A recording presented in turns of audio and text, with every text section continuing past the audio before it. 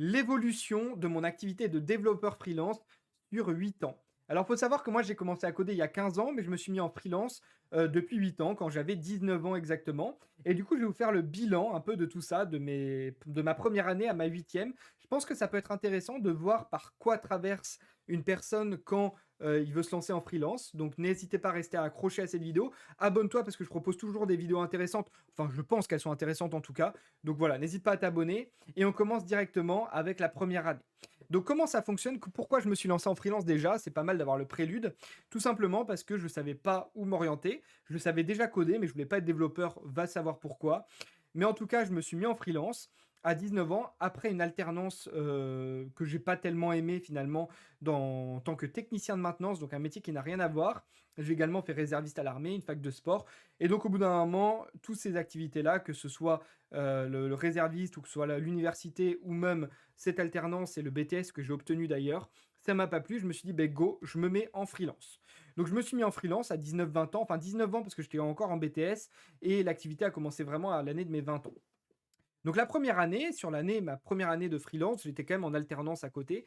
J'ai fait 15 000 euros de chiffre d'affaires, ce qui est quand même pas mal. Il y avait 6 mois où j'étais en alternance et 6 mois où j'étais à temps plein en freelance. Donc 15 000 euros de chiffre d'affaires sur la première année de freelance, avec un TJM qui était très bas. Me vendais 200 euros la journée. Faut pas faire ça, c'est pas bien parce qu'après c'est dur de se monter. Donc j'étais à 200 euros la journée et j'ai fait 15 000 euros de chiffre d'affaires. Évidemment, il y avait parfois des devis au forfait qui rapportaient un peu plus à la journée. Donc mon ressenti sur la première année de freelance, c'est que j'ai galéré à trouver des clients. J'ai prospecté de tous les côtés. J'ai été sur les sites des restaurants. J'aurais dit, est-ce que vous voulez que je refasse votre site? J'étais sur codeur.com, sur Mal, sur LinkedIn. J'ai contacté plein de gens.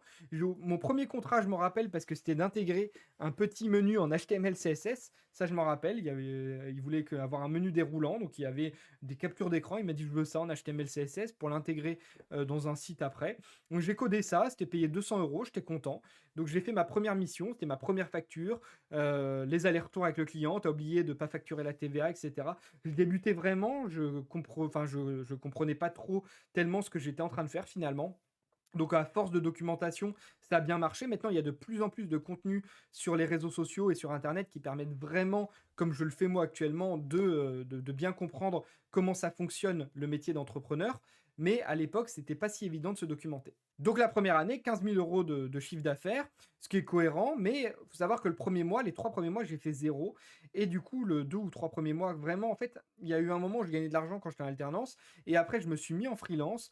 Et c'était en août, et de août à décembre, à octobre à peu près, donc 2 mois on va dire, j'ai eu zéro revenu. Donc j'étais obligé de vendre ma moto pour m'assurer des revenus. Bon, c'était un peu dommage, parce que j'adore la moto, mais c'est pas grave. Donc voilà, première année compliquée, parce que forcément on se lance dans une nouveauté. On a tendance à galérer à faire sa facture, etc., à découvrir plein de nouvelles choses, à pas savoir si son code est bien pour du freelance. Mais j'ai continué à persévérer, et on arrive à la deuxième année où j'ai fait 25 000 euros de chiffre d'affaires. Alors 25 000 euros de chiffre d'affaires, c'est pas mal, mais j'ai travaillé plus que l'année d'avant et en fait mon TJM, il est resté assez bas avec très peu de clients au forfait, ce qui fait que j'ai pas pu avoir des revenus conséquents par rapport au travail que j'ai fait. J'aurais dû me vendre à 300 euros la journée, ça aurait été beaucoup plus plausible. Donc la deuxième année, dans l'ensemble, c'est bien passé, ça m'a permis vraiment de m'accomplir au niveau du freelance, de bien comprendre les rouages de cette profession, hein, qui est entrepreneur finalement, et de pouvoir commencer à multiplier les clients et me faire un réseau. Donc là, après, ça a payé, ce réseau a payé. Troisième année, j'ai fait 30 000 euros de chiffre d'affaires. Donc on voit une évolution. J'ai surtout monté mon TJM sur les nouveaux clients. Et j'étais très content de cette année-là. C'était une année où j'étais passé les 30 000. Je commençais à avoir des revenus sympas. J'ai pu acheter du nouveau matériel. Avant, j'étais sous un vieux PC Windows. J'ai acheté un MacBook avec cet argent-là. J'ai pu également me faire un petit setup sympa pour pouvoir travailler dans de bonnes conditions. À l'époque, j'étais encore en location, donc dans un appartement. Et donc tout se passait plutôt bien. Quatrième année, 32 000 euros de chiffre d'affaires. Bon, ça monte pas plus que ça. Mon TJM est resté plus ou moins au même niveau, à peu près le même temps de travail. L'année s'est bien passée. J'étais content, une vie assez classique où je travaillais, je sortais le soir avec les amis. Du coup, j'avais 21 ou 22 ans, ou 23, je sais plus exactement, donc une vie de jeune finalement, tout en travaillant en freelance à côté. L'année 5 a été une année charnière pour moi parce que j'ai monté mon chiffre d'affaires à peu plus de 36 000 euros, 37 000 déclarés. Parfois, j'oublie peut-être de déclarer quelques petits trucs, donc peut-être un peu plus, mais bref, 36 000 € de chiffre d'affaires. Et cette année-là était charnière parce que j'ai décidé d'acheter un bien immobilier. Vous allez me dire: «Ouais, c'est un peu fou d'acheter un bien immobilier, enfin, c'est un peu compliqué d'acheter un bien immobilier à 24 ans en freelance et avec 36 000 € de revenus, bruts en plus, hein, donc c'est pas non plus énorme». Eh bien, en fait, je me suis servi de la crise du covid pour pouvoir me faire mon crédit immobilier. Il faut savoir que les banques prêtaient beaucoup plus facilement, quasiment sans apport. Donc, ils m'ont retenu un mensuel net de 1 800 ou 2 000 €, ce qui m'a permis d'avoir un crédit immobilier de 190 ou 200 000 € sur 25 ans. J'ai acheté ma petite maison à Mérignac qui était vraiment pas chère. Et du coup, me voilà devenu propriétaire. Et donc, cette année-là, ça a été l'année des démarches également au niveau de l'achat immobilier. Et je pensais pas pouvoir devenir aussi facilement propriétaire. Heureusement que mon père m'a aidé aussi un petit peu pour pouvoir mettre l'argent qui manquait, notamment dans le notaire et dans le reste de la maison. Mais du coup, dans tous les cas, j'ai quand même pu faire un crédit immobilier. J'aurais pu acheter à 200 000 € tout seul si j'avais voulu, mais j'ai acheté un peu plus cher. Et du coup, je suis propriétaire d'une maison au bout de 5 ans de freelance et avec 36 000 € de chiffre d'affaires. Donc, c'est plutôt chouette. Ça, c'était mon année 5. Et l'année 5, c'est ce qui m'a aussi fait rencontrer une agence à Bordeaux avec qui je collabore toujours et également un gros client qui m'a permis aussi d'avoir des revenus plus conséquents sur l'année d'après. Et on y vient, l'année d'après, 50 000 € de chiffre d'affaires. Donc on est l'année 6, donc il y a 2 ans, 3 ans. Donc 50 000 € de chiffre d'affaires. Donc là, on passe directement aux factures, la facturation de TVA parce que finalement, dès qu'on dépasse les 36 000 € de chiffre d'affaires à l'époque ou 32 000 à l'époque, il fallait commencer à facturer la TVA. Donc je commence à facturer la TVA. Et là, grosse erreur, ça commence à me saouler l'auto parce que je me dis, ah, je pense que ça peut être plus rentable si je me verse des dividendes. Et je me mets en SASU. Pire erreur de ma vie. Donc je compte quand même ce chiffre d'affaires, mais je me suis mis en SASU et j'ai perdu beaucoup d'argent à cause de la SASU, étant donné que finalement, j'avais pas assez de trésorerie personnelle pour pouvoir me verser des dividendes. J'étais obligé de me verser un salaire. Et donc, du coup, bah, forcément, vous connaissez les charges patronales, surtout en dirigeant assimilé salarié. C'est énorme. Donc, j'ai fermé l'entreprise au bout d'un an et je me suis remis en auto-entreprise. Donc, ça, c'est la petite passade où finalement, j'ai perdu un peu d'argent bêtement. L'année 6, on y arrive. L'année 6, c'est l'année où j'ai commencé finalement les réseaux sociaux, mais vraiment sur le dernier mois de l'année. Donc finalement, une année de freelance à temps plein sans tellement d'autres activités, à part que j'ai créé un jeu de société en plus.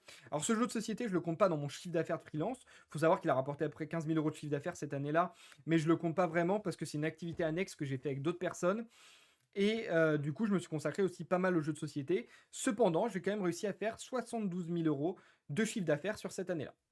Donc 72 000 € de chiffre d'affaires, ce qui est énorme. J'ai quasiment atteint le plafond à l'époque qui était de 70 000. Sauf que faut enlever la TVA, donc j'étais pas totalement au plafond. Mais voilà, donc 72 000 € et le lancement des réseaux sociaux sur cette année-là. Donc on voit quand même une progression de plusieurs dizaines de pourcents chaque année. Et on arrive à l'année 8, donc cette année, l'année 2023 qui vient de se clôturer, où j'ai fait 92 400 € bruts de chiffre d'affaires uniquement sur l'activité de développeur freelance. Donc c'est plutôt cool. J'ai monté encore d'au moins 20% mon chiffre d'affaires. Donc là, j'ai atteint vraiment les limites de ce que je pouvais faire en freelance parce que je me vends environ à 500, 550 € de TJM. Il y a juste un client qui est moins cher au niveau du TJM, mais je me vends à ces prix-là. Donc au niveau des revenus, voilà l'évolution. Il y a une nette évolution. Il faut savoir qu'en plus, sur l'année 2024, j'ai également eu 2023, j'ai également eu les revenus du jeu de société qui correspondent pas grand-chose à 5000.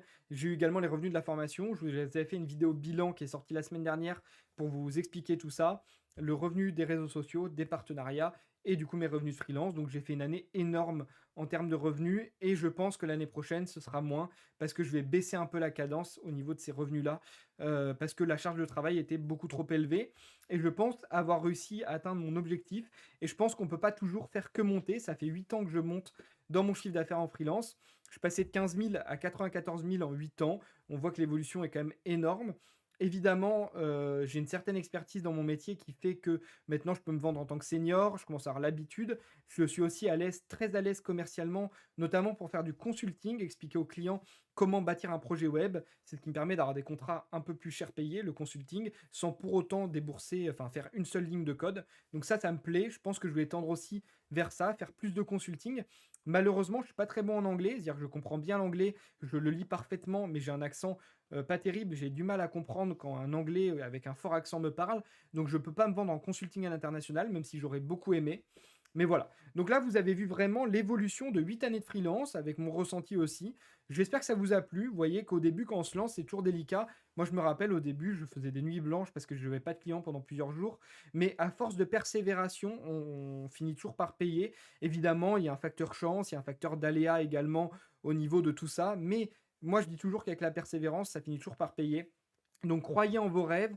N'hésitez pas à vous lancer si tel est votre choix. Et n'hésite pas à t'abonner aussi pour plus de vidéos motivation, vidéos explicatives transparentes comme ceci. Ça me fait plaisir de pouvoir en parler librement. C'était Équipe Dev. Ciao.